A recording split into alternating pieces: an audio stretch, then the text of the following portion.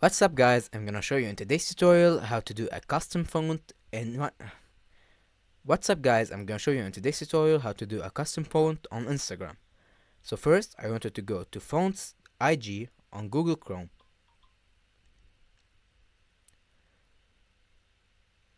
Once you're in, I want you to type the type of text you want to use.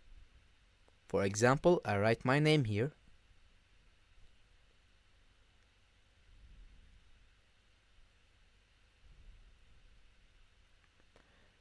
Then choose whatever font you want. I'm gonna go with this one, so I'm gonna copy it.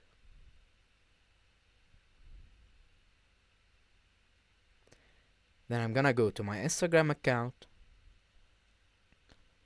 Then go to my profile, edit profile.